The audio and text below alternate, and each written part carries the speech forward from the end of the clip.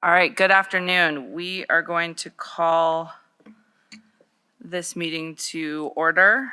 Before we begin, we take a moment to recognize that here in Nevada, we stand on the land of the Washishu, Washoe, Numu, Northern Paiute, Niue, Western Shoshone, Nuwu, Southern Paiute. We take a moment to recognize and honor their stewardship that continues today. With this recognition, we state an intention to rightfully include their voices and respect them as the 27 sovereign tribal nations of Nevada. Winner, will you please take, Angela, sorry. Also, Angela, will you please take roll? Chair Brown, Here. Vice Chair Perkins, Regent Boylan, Regent Brooks, Regent Carvalho. Here. You do not have a quorum. Thank you. According to our bylaws, Title I, Article 6, Section 6, in the event that members of the standing committee or special committee are absent at the time of the meeting, there is another board member available. We will make a temporary appointment, and I would like to appoint Regent Brager to that position. Angela, will you please take roll again? Chair Brown, Here. Vice Chair Perkins, Regent Boylan, Regent Brooks, Regent Carvalho, Here. Regent Brager. Here. You do now have a quorum. Thank you so much. First, we're going to open up to public comment. For those that would like to call in and offer public comment, please dial 669-444-9171 with meeting ID 928-4944-5069 with passcode 555555. Is there any public comment at GBC? There is none at this time. Thank you. Is there any public comment at the system office in Reno? None at this time. Thank you so much. Is there any public comment here at UNLV? Great. SCS, is there any public comment on the phones? There are no callers at this time, Madam Chair. Thank you so much. We will move on to agenda item 2, minutes. Do I have a motion to approve the minutes? I will move to approve the minutes. Second. Thank you so much. All those in favor say aye. Aye. All those opposed? Abstention. Thank you. All right, item number 3, Chair's Report. Whew, I got a doozy for you guys. Ready?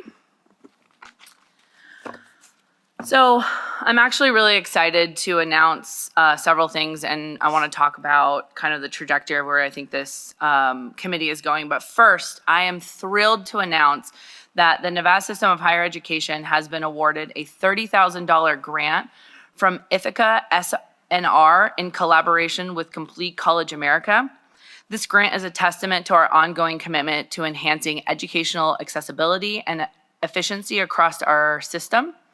Over the next year, these funds will support vital initiatives aimed at streamlining credit acceptance, increasing the recognition of credit for prior learning, valuing non-traditional education pathways, and eliminating barriers that hinder students across the progress and success. This one-year initiative aligns beautifully with the work being done by our institutions, the system office, and this board. I want to extend a special thank you to Natalie Brown, whose dedication and efforts were instrumental in securing this grant. Natalie's expertise in finding, writing, and pursuing this opportunity was the reason we received this grant. Her hard work has not only brought this resource to NSHE, but also set the stage for transformative impact on our students' educational journeys. Please join me in giving Natalie a well-rounded applause for her outstanding contribution.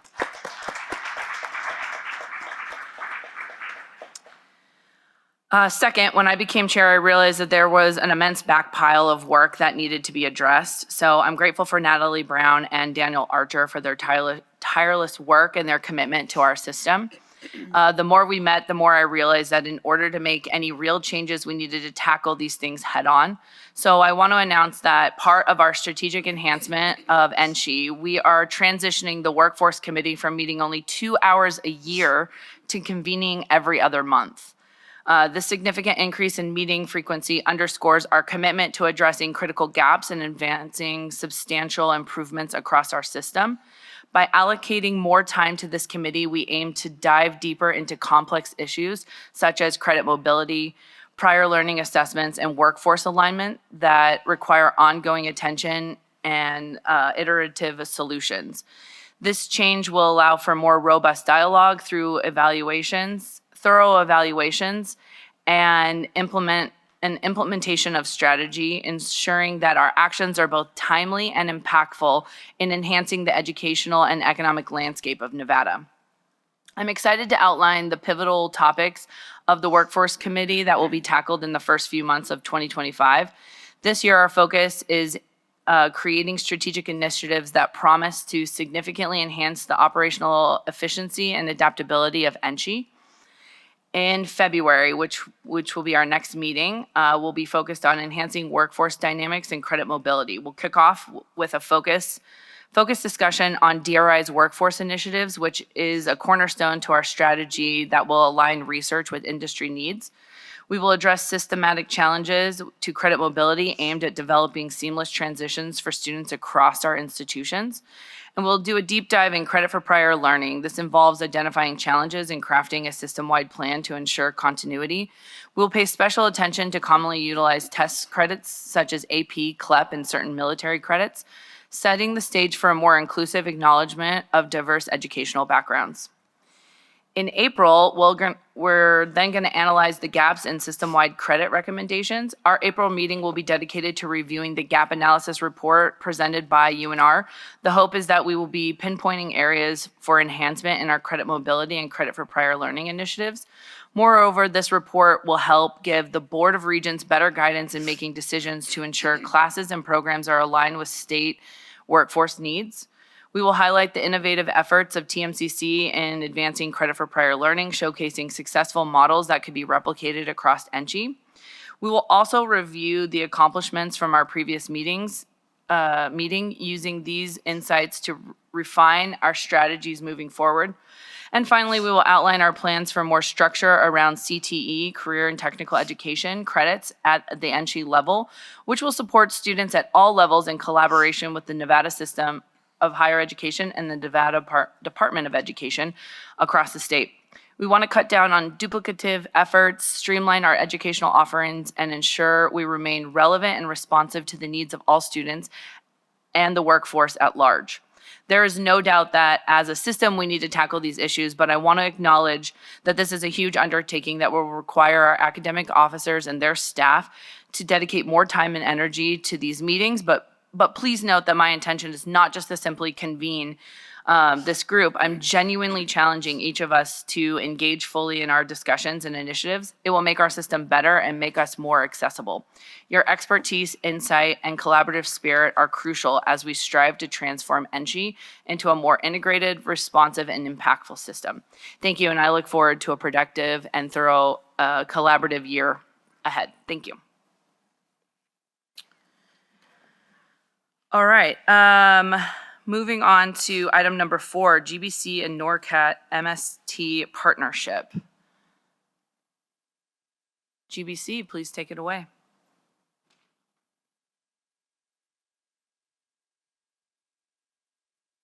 Good morning, Chair Brown, esteemed members of the Board of Regents Workforce Committee. For the record, I am Dr. Amber Dinelli, the president at Great Basin College. I'm excited to introduce the GBC NORCAT Mind Skills Training Program, a collaboration between Great Basin College and the Northern Center for Advanced Technology, or NORCAT.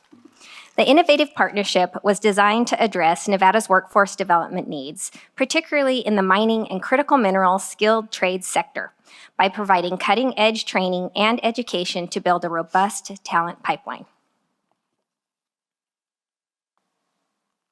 Since 1967, Great Basin College has developed over 75 associate, bachelor's, and certificate programs tailored to meet the demands of Nevada's industries.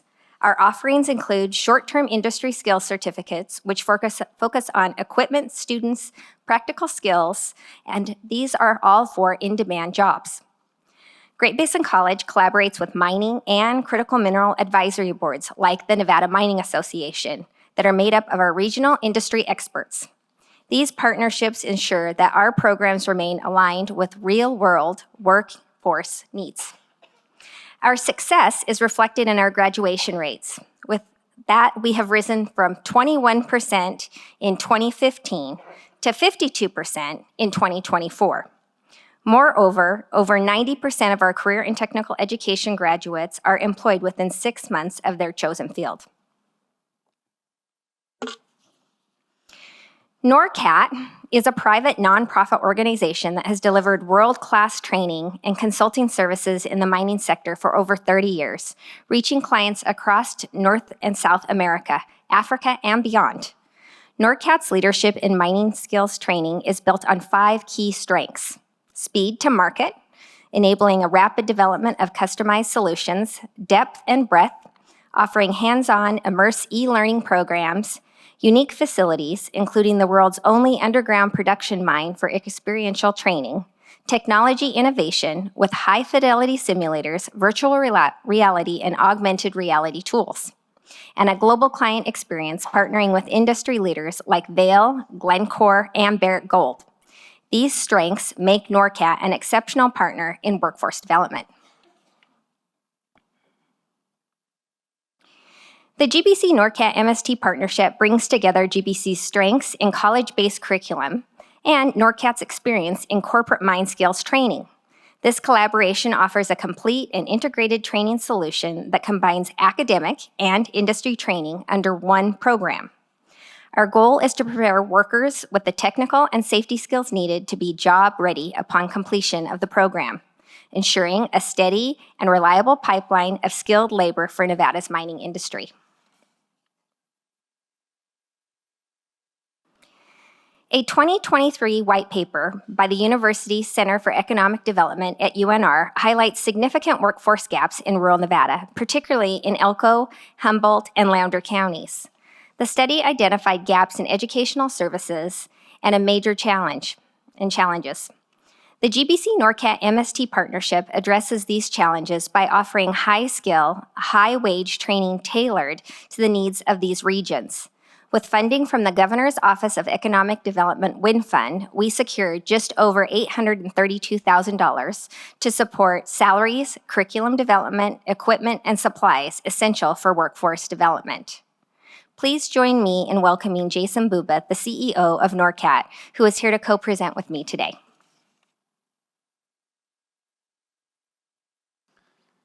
Thank you, Amber. For the record, my name is Jason Buba, and I'm the Chief Operating Officer at NORCAT. Thank you to the Board of Regent Workforce Committee for your time today. GBC and NORCAT are embarking in a truly transformative partnership that's going to make a major impact in workforce development in Nevada.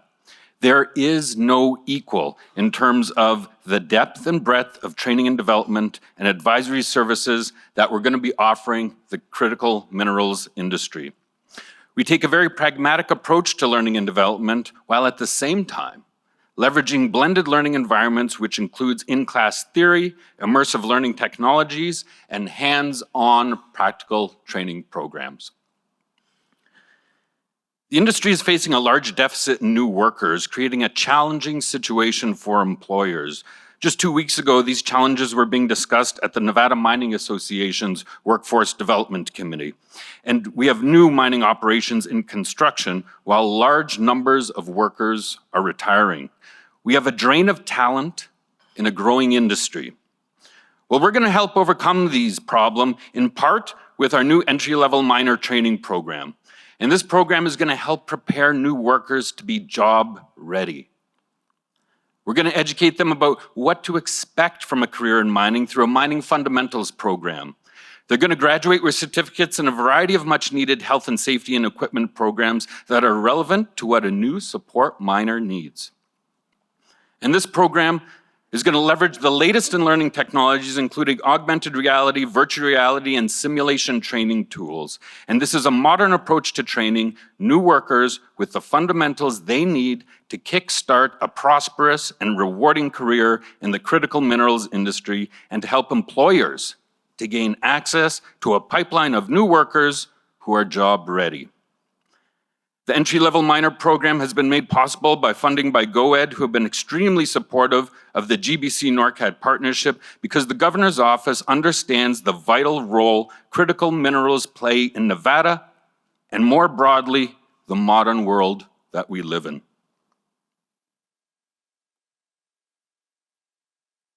NORCAT has been recognized by the Academy of Extended Reality twice by winning the top spot in education VR category at their annual international awards ceremony.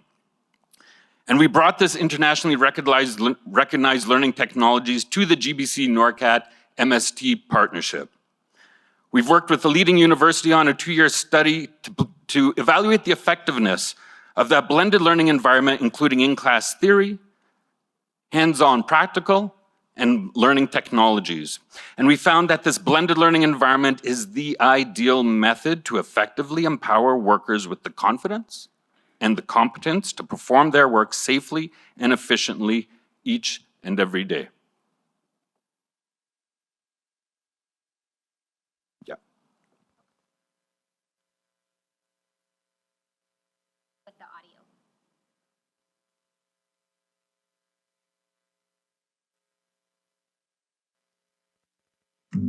There we go. Actually, if we could turn the audio off, I'll speak over this, please. Thank you so much. So what you're seeing on the screen, the video stopped. If it has to play with the audio, that's okay. What you're gonna see on the screen are some VR and AR and simulation tools that we're using because it really is transforming the mind skills and safety training, offering an immersive and effective experience that surpasses traditional methods of training by creating realistic scenarios. VR allows people to practice essential skills and respond to hazards in a safe and controlled environment. VR and AR provide hands-on experience that replicates real-world environments and fully engages participants, helping them feel with emotions the pressure and challenges of their roles. Research shows that active participation improves knowledge retention by up to 75% compared to traditional methods.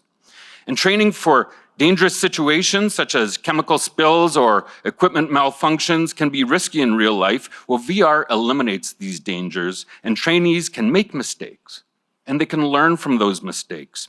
And they're in a non-destructive, safe environment. By combining this engagement, safety, and measurable results, VR makes our skills-based training more effective and impactful, and it ensures that workers aren't just informed, but they're truly prepared to handle the real-world challenges.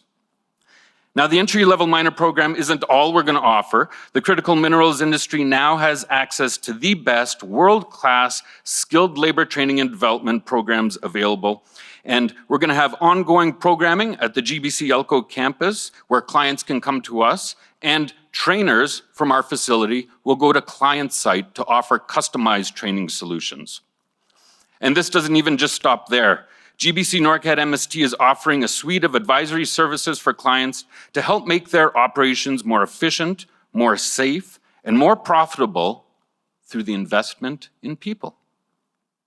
From human capital planning and training strategies, operational readiness for new operations, site compliance solutions, training needs analysis, custom curriculum development, we're providing industry with top-tier advisory services to empower their operations to be the best there is, not just in Nevada, but in the world. We're here to support the critical mineral industry. We're here to attract and educate our youth. We're here to upskill and reskill existing workers to adapt to an ever-changing workplace. We're here to be an invaluable resource, empowering clients and workers in industry to have access to the best training, the most modern learning techniques available today, helping our critical minerals industry thrive right here in Nevada. Thank you.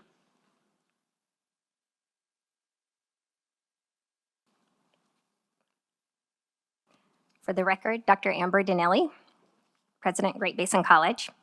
The GBC NORCAT MST program is designed to be self-sustaining, with initial investments in equipment and infrastructure enabling long-term success. We are also committed to increasing diversity by supporting underrepresented groups and collaborating with community leaders to address cultural and language barriers. In closing, The GBC NORCAP partnership is more than just a collaboration. It is a bold step toward shaping the future of Nevada's workforce. By combining Great Basin College's educational expertise with NORCAT's cutting-edge training capabilities, we are addressing the critical workforce gaps and creating opportunities for both individuals and industries. Together, we are not only preparing workers for today's challenges, but also equipping them with the skills to drive innovation and growth in the mining and critical minerals sector for the years to come. This partnership stands as a testament to what is possible when education and industry come together with a shared vision. We are igniting a brighter future for Nevada's workforce, and we invite you to ask any questions that you may have. Thank you. Thank you, Dr. Dinelli. Are there any questions? Yes, Regent Brigger. I'm not just here because they needed me. No, I'm kidding. My question is, when they make this commitment to get into this field, are they committed a period of time in Nevada, the state of Nevada, instead of getting your training and leaving and going somewhere else? So is there a commitment to stay 2 years, 3 years, forever, whatever? For the Am I record, saying that right? To go to Dr. work? Amber Dinelli, are you asking if the students or the company? The students. Well, I would hope the company, but the students, when the students get a certificate in this field, are they prepared to stay here? What's a commitment when they sign on to these classes? Because I don't see the value if they do this and they go to North Dakota or somewhere.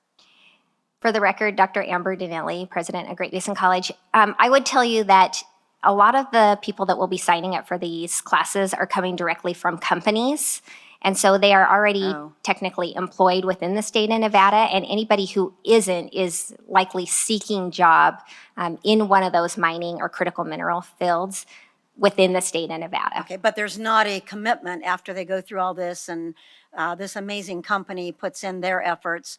They're not tied to staying here if they chose to go somewhere else. Like in nursing at Southern Hills Hospital, I'm sorry, you probably won't want me on this anymore.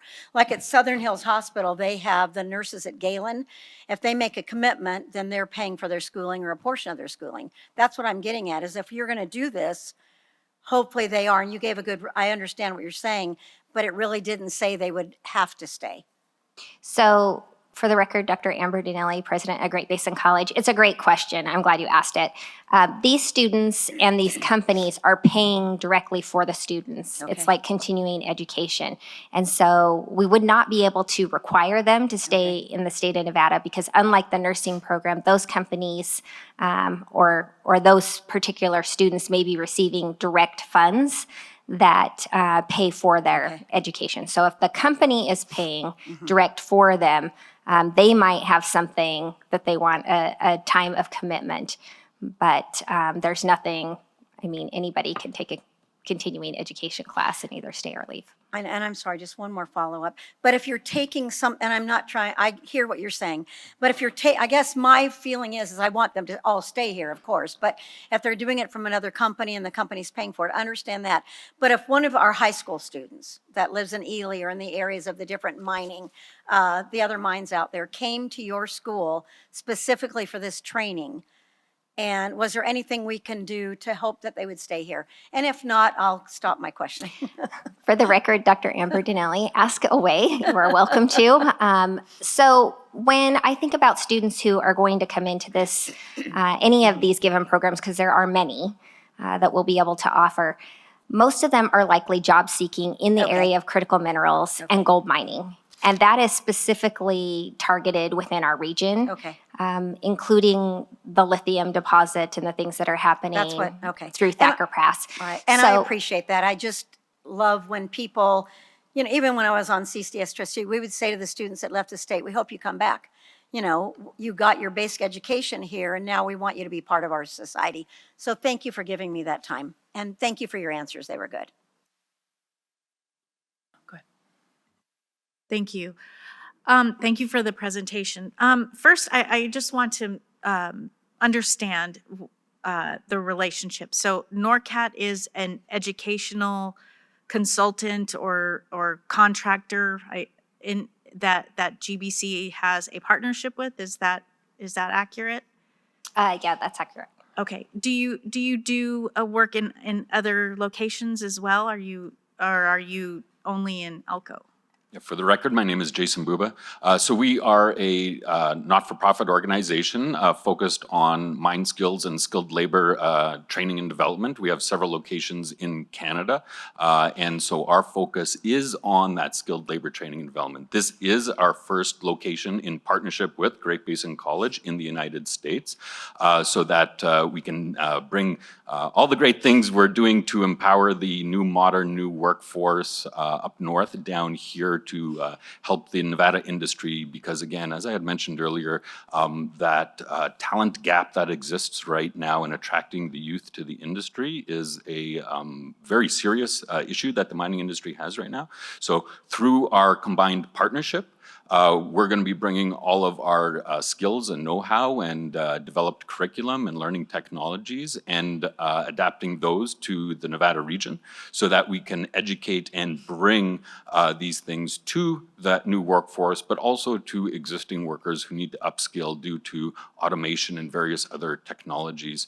I will note, just sorry, as a follow-up to your question, ma'am, I think that the skills and programs that we're going to be offering through this partnership actually empowers a lot of folks in North Nevada State who perhaps are looking at some opportunities but need that little bit of upskilling to get into a mining industry where they have very, very well-paying jobs. And I think of some of these folks, you know, quite frankly, up north, we train a lot of individuals who don't have higher education, but there's a lot of high-paying jobs in the mining industry that can really, you know, support workers and new entrants into the industry to get well-paying and meaningful careers where sometimes they may not. So where what we see quite often is those folks who get that opportunity, that, you know, 22-year-old kid who gets into the mining industry and within a year or so has a substantial wage and changes the lifestyle of their family in that way.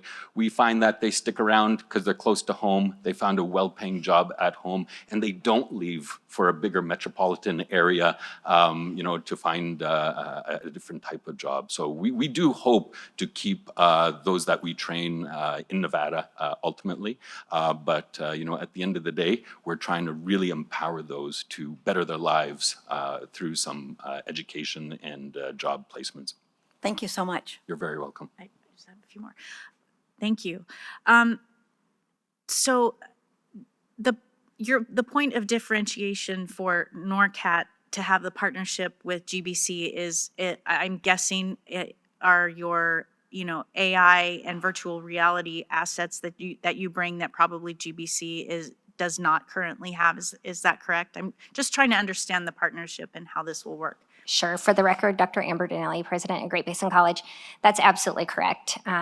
The technology is very expensive. As Jason said, they already do this in Canada at multiple locations and with other programs and are the training facility there. The governor took a trades initiative trip to Canada, and that's how we first heard about Jason's company and NORCAT and how we could apply that in what we're doing.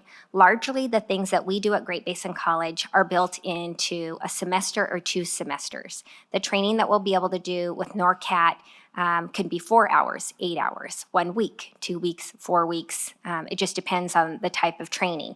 But it really allows us to do that contract training that right now we can do it, but we're doing it on a much smaller scale. And with the industry and what we have happening within our region, we have to be able to train people.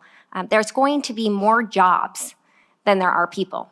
And so we would rather make sure that we were upskilling the workforce for these companies. And we have the ability to do that with NORCAT because they will have that next level of technology, and they can keep updating it. Where for us as an institution that's smaller, that would be very difficult to do. Right.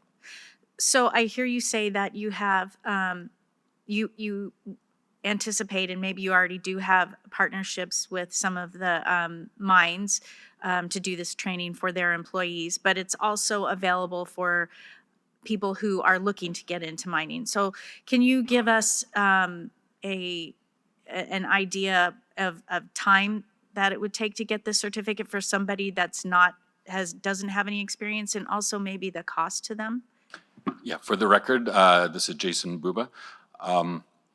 So we're going to offer a variety of solutions. Our entry-level minor program is a 2-week program. It is very intense, relatively short, but intense. It provides some of those fundamental skills that new workers would need to operate as a new miner, and then they're more job ready so that as they go on to the mining company itself, that mining company has to invest less time in some of that upfront mining fundamentals training. And it might sound like, 2 weeks, well, that's not that much. Why can't the companies just do that? Well, when we're talking about this labor shortage gap here, where they have to onboard a lot of people in the next few years, saving 2 weeks per new employee is actually quite substantial.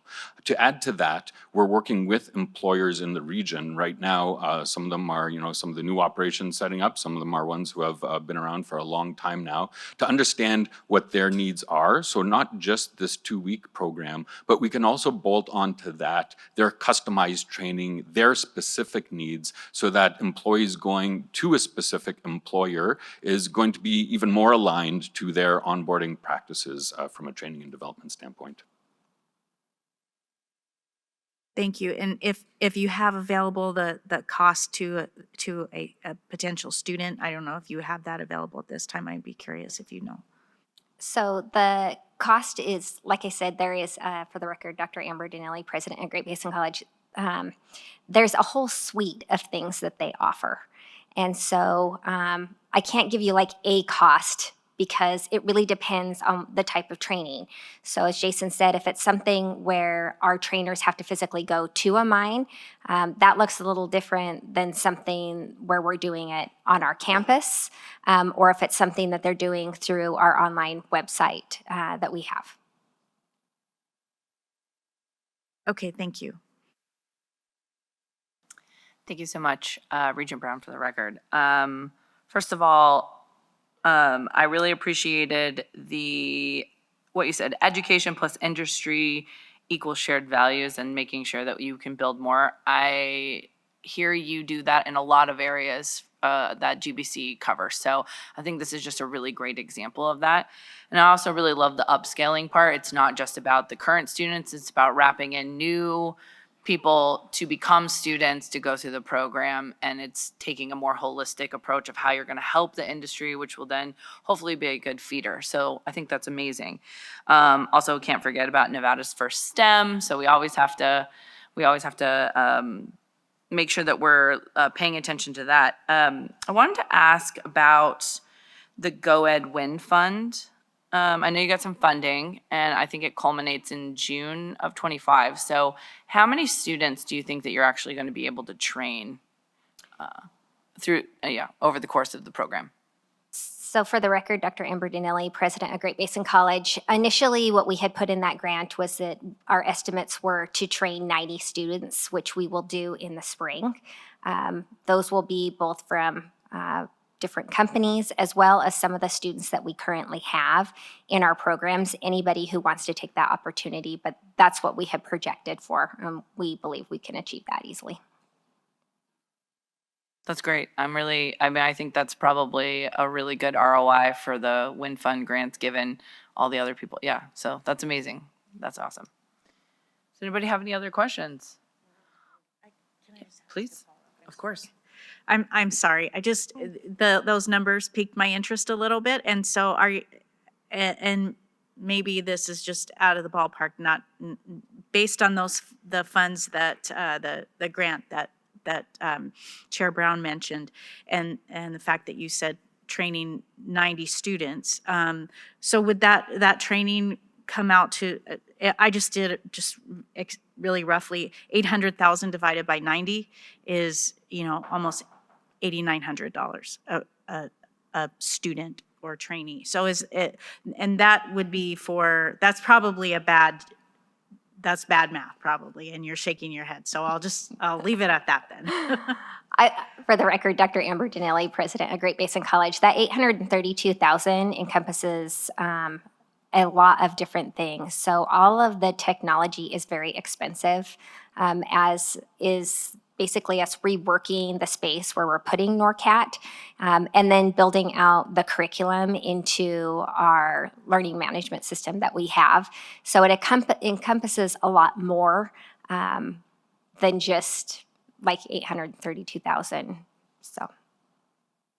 Okay, that's fair. I'll probably get with you later to get a little bit more on the financials, at least as it pertains to students or trainees. Thank you.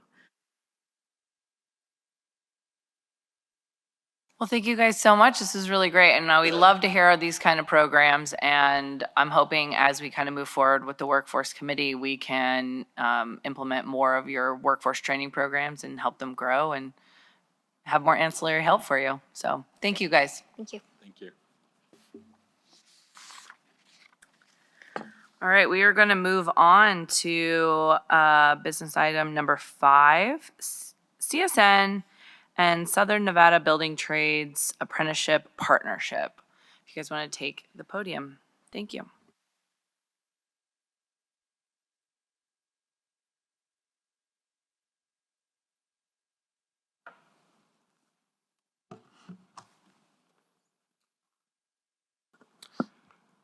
Good morning, Chair, and all members of the board, committee. Apologies, the first time here.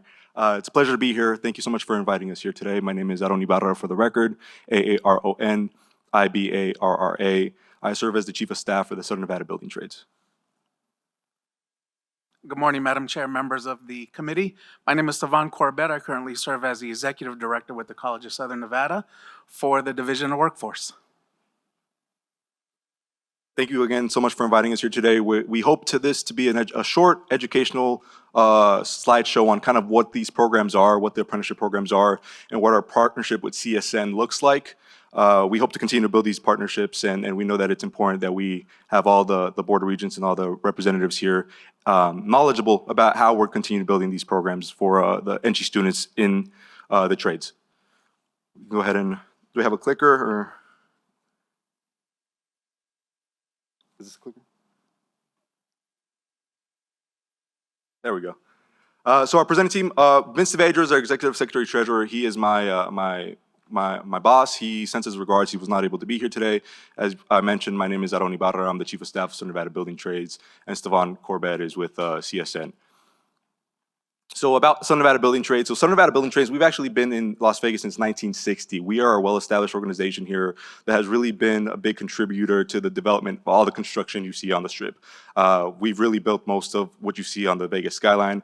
We're very proud of the history that we have here in Nevada and proud of the workforce development that we've been able to give our students as well. One of the major goals of Southern Nevada Building Trades is to give developers and contractors the confidence that they have the skilled workforce they need in Southern Nevada to come to Las Vegas, to build the casinos, to have big things like the Sphere here on the Strip that you wouldn't see anywhere else in the world. We're proud to be leading the charge on that education and workforce development, and we're excited to tell you a little bit more about how we do some of the things that we do here in Las Vegas. Stefan Corbett for the record. So the partnership with the College of Southern Nevada goes back several decades. This has been an amazing partnership for us where CSN has the opportunity to serve as a school of record for the Southern Nevada Building Trades and its 2,000 plus apprentices that are enrolled each semester. One of the opportunities that we get to engage in is provide the logistical support as it comes to registration, making sure that the grades are in and that the students are getting credit for the courses that they are taking. This is a significant partnership, as I shared, that goes back several decades, and we continue to revisit, have conversations in terms of process improvement, what this looks like in terms of being able to make sure that there is a talent pipeline in the construction trades that support all the things that Aaron spoke about. So I'll tell you a little bit about the program details, kind of how the apprenticeship programs work. So apprenticeship programs are essentially earn while you learn models, where a student applies. If they get accepted, they get to go to these programs that are 2 to 5 years, depending on the specific program, where they get direct on-the-job training on projects like the Sphere, on project like the A Stadium coming, on project like Brightline Speed Rail. We send our students there with the guidance of a journeyman, and they actually get to learn what they learn in the classroom and actually apply it hands-on. So every school is a little different. Some schools you have models where they go to school once or twice a week. Some schools go every day after work. They get off at 3:30. They have some time to relax, and at 5:30 they have to be at their training center to make sure that they're keeping up with the skills that they need to be on the job. Other programs, they send them to work for around a month or two. They come back, and then they have around 2 to 3 weeks of direct instruction, and then they send them back to work. So you really get this direct hands-on training where you can then go apply it on the job site, what you're learning in the classroom. And we're very proud to work with CSN, where they actually get college credit for these programs. So throughout the 2 to 5 years of their actual apprenticeship program, they're getting CSN college credit to make sure that by the time they graduate, in some instances, they're 1 credit away from an associate's degree with CSN. And that's important, right? Because we understand that the construction industry is a very harsh career to pursue on the body.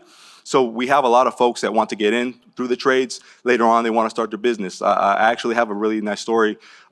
We had one of our apprenticeships of the year for the bricklayers that ended up starting his own company, Ascent Stone Tile. He ended up starting his own company and ended up employing now his own brothers and sisters. And that's significant, right? When you join these programs, you really join a foundation that's able to help you throughout your journey. And these programs and through SMBTU, we're able to support apprentices that want to start a business of their own by giving them grants, by giving them the tools that they need to connect them with small business association, whatnot, to make sure that they have the resources they need to start their own businesses if that's what they want to do. Or if they want to go to construction management, we work with more than 450 direct local contractors that if they ever want to move up and join the actual company themselves, they're more than welcome to do that as well. So it's really a good program where you can get in the door, get some experience, so you don't have to pay any tuition if you get accepted, and you're able to grow your skills as you're actually growing in your own career. And by most of these guys get paid more than me. I think they always say when I bring up wages, but our lowest wage right now when they journey out is around $40 an hour. The highest wage is around $110 an hour on the check. That's when you start an apprentice, you get around 50% of that. But even then, someone coming fresh out of high school getting $20 an hour, I don't know how many people are getting that much right, fresh out of high school, right? So it's a really good opportunity for those that are able to get into these programs. And we're very excited to continue to grow these programs in partnership with CSN. And as you can see there, we represent a vast variety of different trades. We represent 19 different construction trades, but there's a good amount of different trades that are there. When I talk to students all the time, I tell them we represent 19 different trades. They don't know what these trades are, right? So we made an apprenticeship guide that kind of guides them on each of these trades, kind of what they do, what you need to be good at if you want to pursue these trades, and making sure that we're getting the best candidates available to join each specific trade.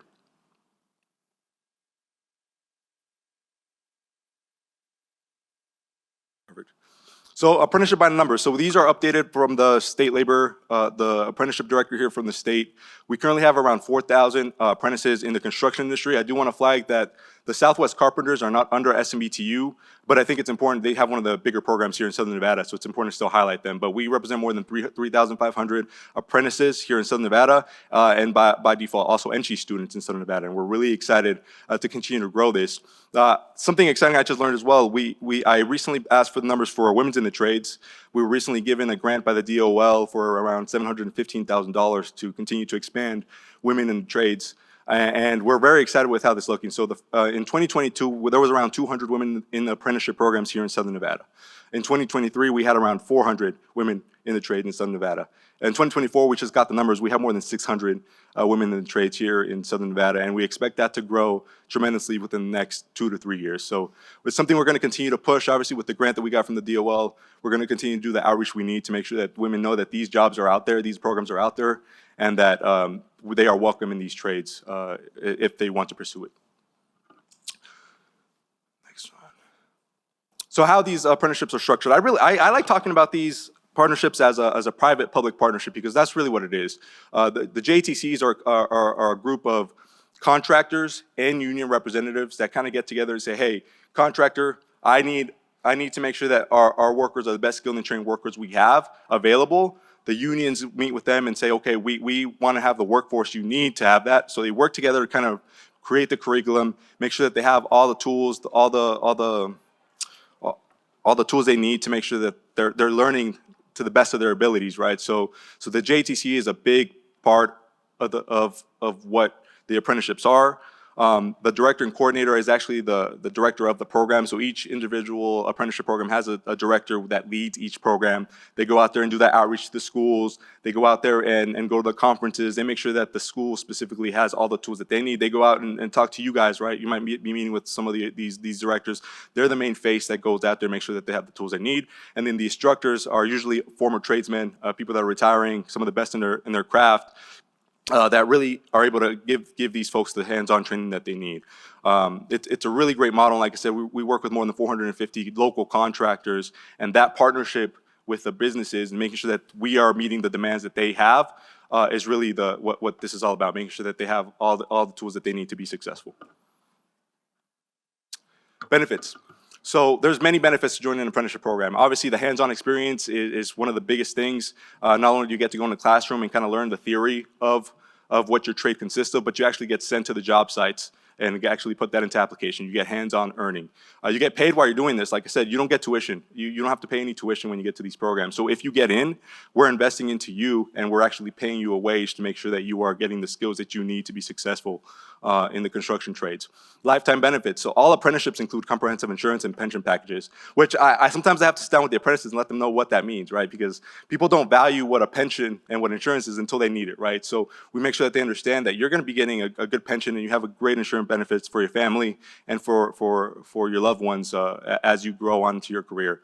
And the continuous learning. This is one of the biggest, my favorite parts about the apprenticeship programs. Not only do you get to go through the apprenticeships, but once you journey out and you graduate from these programs, you always have access to come back and get any credential that you need to be successful in your career. We just had a big boom from folks coming from Arizona. There's a big chip plant coming there, and they need orbital welding certificates. They didn't have very many in Arizona, but we have our training center here that does orbital welding. So we had a bunch of people come from Arizona that were members of their local union, and they were able to get trained here and take those certs back to Arizona to make sure that they have the training and certs that they need to be successful. So we're very proud of the programs that we have, and it's a very exciting thing. How to apply. So every program is a little bit different, right? And it's a blessing and a curse. We actually have the opposite issue of most of the industry, where we have a surplus of demand when it comes to construction trades. I'll give you an example. The electricians, it's very popular being an electrician right now. They were looking for around 200 new students to come into their program, and they received more than 1,700 applicants to join the trades, right? So it's a very big, high demand industry right now. Obviously, you see the benefits. I think a lot of folks would love to be in these programs, but what I always tell people is the trades is not the easy way out. It is really, especially these specific programs, this is really, I say it's like D1. If you want to go D1, these are the programs that are building the Sphere. These are the programs that are building the A Stadium. These are the programs that are building the Brightline Speed Rail. These are the programs that are really building the biggest things here on the Strip. And it's our job as building trades to make sure that we have agreements in place to ensure that there's apprenticeship requirements for that. So part of my job is to make sure that we sit down with people like Brightline Speed Rail and we get the apprenticeship requirements on that one. Meet with the Oakland A's stadium folks to make sure that we get the apprenticeship requirements on that one, because that makes sure that we have a place to put these folks when they get in. The worst thing for us is that we have a bunch of apprentices and we have nowhere to put them to work. Right? That's always the worst case scenario for us. We need to have a place to send them, and getting those apprenticeship requirements are crucial throughout that process. But the application process is individual to each trade, depending on how busy work is. Obviously, we had a big solar boom, the big electrician boom the last couple of years. Right now, I'll give you an example. The bricklayers and tile setters are a little slow right now. We expect it to ramp up in the beginning of next year. Similar things for different trades. So that's one of the biggest critiques I get is, why don't the applications open at the same time? It's really hard to do that when the demand is so different throughout the year for the different trades, right? Not every trade starts at the same time. You got someone like the insulators, they're the last group on the job, right? So you have to make sure that you're mindful of when you're opening applications to make sure that we don't just have people sitting on the bench not getting paid, which is one of the biggest benefits of the apprenticeship programs, right? So we have this theory of responsible growth. We don't want to grow faster than the demand allows, so we want to make sure that all our students are able to get that hands-on learning, which is crucial to make sure that they graduate through these apprentices within the 2 to 5 year timeline. And that concludes my presentation. I'm open to any questions. Thank you. I really appreciate your presentation. I'm very familiar. I visited most of the trades when I was a commissioner because of all the buildings and things that are going on. One question that I do have is that Do you have, the one thing that I think sometimes misses with the trades is how do you teach? Sometimes they work, and then something comes up that there's no job for 6 or 7 months. Do you have a wraparound service that teaches them that they need to save money Financial, throughout these yes. processes? Yeah, so we actually recently started. So just for your background, Building Trades has been under new leadership for the last 2 years. Myself and my boss have been in this position for the last 2 years. We actually started SNAP a financial grant source. So the only thing that apprentices need to pay for is their tools and their books. If you can't afford that, we have grants for you for that. But for financial aid, we actually have trainings every other month on different topics. One of those trainings is financial education to make sure that they understand, like, hey, don't get that truck. Right, the construction industry is very up and down, and we want to make sure that they have the resources they need. We also started a first-time homebuyers program. So if you're in the trades and you're looking to buy a house, we can give you up to $7,000. No, you don't have to pay back nothing. Just to make sure that we have the resources you need to start. You probably have to live in the house 5 years. Yeah. You have to live in the house 5 years, but you don't have to pay back afterwards. No, I know. I'm yeah. real estate 35 Yeah. years, so I help Yeah. all those. Yeah. Thanks.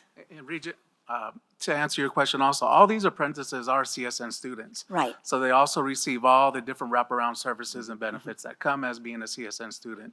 So everything from that coyote cupboard to if they get an interview and they need some threads to wear clothes to wear.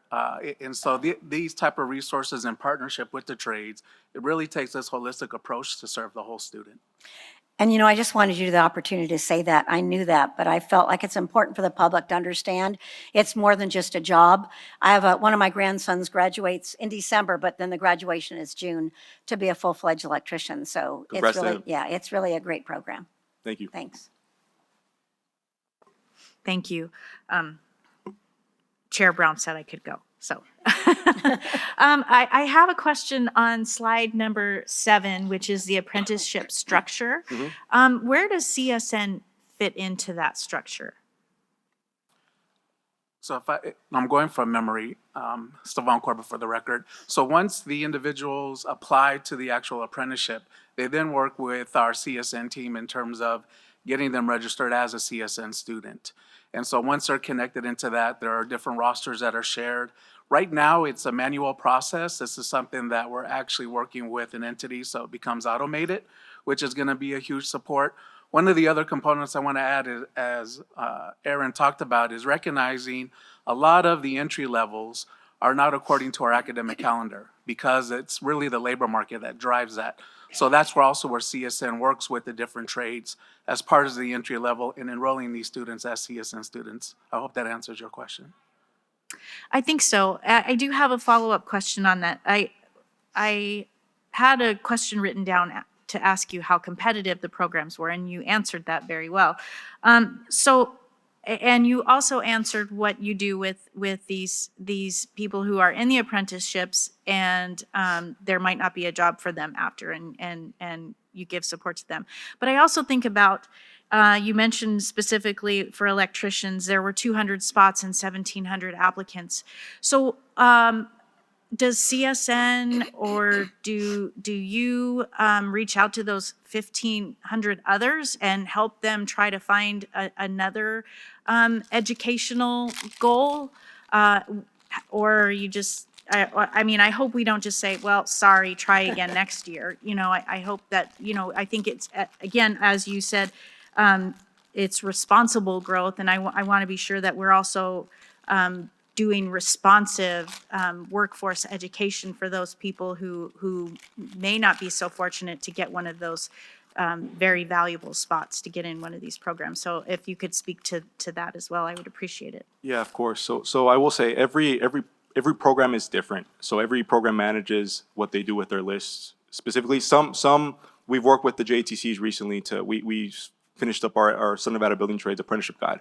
It talks about every different apprenticeship. And what I'm really telling them is like, hey, if you have applicants that you weren't able to get in, send them the apprenticeship guide that talks about the 18 other programs that we represent, right? Because like I said, these spots are opening every once in a while. And honestly, if I'll tell you the biggest thing that's keeping folks out is math. they're not passing their math test. For electricians specifically, right? They're not passing their math test, right? So if you're not the best at math, there's other trades that we represent that you might be a better fit in, right? So that is something we need to be better at, reaching out to those folks that might not be getting in the trades right away. I will say everyone that does apply is put on a list and gets re-notified whenever the application reopens. So they are kind of reached out to again if they aren't in, but we do need to do a better job of reaching out to them and making sure that they know about the other trades that are available. We're trying to do that right now with CCSD. I sit as the chair of the CCSD Construction Advisory Committee. There's 14 different CTE programs right now with CCSD. So we just had a showcase for them. We brought them to the Ironworkers Apprenticeship Program. We gave them the guide, and it talks about all the different apprenticeships. So I think it's really educating them about the different ones that there are in town, because everyone's going to know the popular ones. Everyone's going to know about the plumbers, the electricians. But it's really those smaller programs that we want to help grow, the plaster and cement masons, the bricklayers, the insulators, right? All those are the same format of program that not everyone might know what they do. So that guide kind of tells them about their job description, kind of what they need to do to get in. And we're really hoping to push that out more so that people know about the different options that they have. Stevan, did you want to add anything to that? Thank you for that. Stevan Corbett for the record. The only thing I would add is that CSN is in discussion with a lot of these trades in terms of a math bridge program, recognizing, which Aaron talked about, there is a math gap or a skills gap in that space. And so wanting to make sure that these opportunities continue to be diverse is what are those type of bridge supports that need to be in place so that talent pipeline can be enhanced and become more diverse in that space. So just wanted to add that. Thank you. I appreciate that. We hear that math is really a barrier for so many people coming into NSHE. So I really do appreciate you addressing that. Thank you. And I do have to give a shout out to the library districts. We actually have partnered with the library districts to anyone that reaches out to us and says that they have issues with math. We have a direct reference with the libraries to kind of give them those resources. So shout out to libraries. I don't know if they're here, but they're always a great resource to have. Great. Regent Goodman. I'm not on this committee, but this is really exciting. There's so many students out there that can really take advantage of this. I took some photos because my son has some friends that I think could take advantage of it as well. And I have some guides in my bag. I'll get them to you. Okay, great. This is the kind of stuff that Regent Brown and I have talked about. It is just so exciting to provide these kinds of opportunities. Not everyone needs to go to an academic four-year institution, and this kind of stuff is really exciting to me, especially that hands-on experience. And I just wanted to say thank you for all you're doing, both of you. It's just really very, very exciting stuff. So thank you. Thank you so much. I just want to say, when we connected a few months ago at this point, and you told me that 11% of CSN students were actually in the apprenticeship program, that blew my mind. I had no idea. And so that's why I was really happy to have this today, because to echo what Regent Goodman just said, and what I've been kind of saying, I also chair the CSN presidential search. And even though CSN is so many things to so many people, one of the things it is a workforce pipeline for this state, especially this region. And so I think you guys are obviously at a minimum 11% a part of that, but also you set a tone and you set an infrastructure that we can replicate. And I just want to say thank you for coming today. And I really appreciate, I wrote down just, I really appreciate the Department of Labor grants that you guys are going after, the diversity that you guys are seeking, how you're trying to automate some of this actual signing in. I think that just less barriers to entry. It sounds like you guys are pivoting where you need to pivot, you're growing where you need to grow, and it's scaling, and it's clearly a huge part of the CSN institution. So thank you so much for coming and making us all smarter and more aware of what's going on. No, it was perfect. Okay, awesome. Thank you guys so Thank you so much. much. Okay, we are going into agenda item number 6, new business. Do I see any new business? All right. Moving on to item number 7, public comments. Is there any public comment at GBC? There is not this time. Thank you. Is there any public comment at the system office in Reno? None in read. Is there any public comment here at UNLV? SES, is there any public comment on the phones? I do have one caller, Madam Chair. Caller with the number ending in 3354. Please press *6 to unmute. State and spell your name for the record, and you have 3 minutes to address the committee. Oh, thank you very much. This is for the main meeting, correct? Not the committee? No. This is for the Workforce Committee. Okay, so I jumped on early. I was wanting to speak to agenda item number 27 for the main meeting. Well, thank you so much. We will hear from you shortly then. All right, with no public comment, I will close this meeting of the Workforce Committee at 1:04 p.m. Thank you.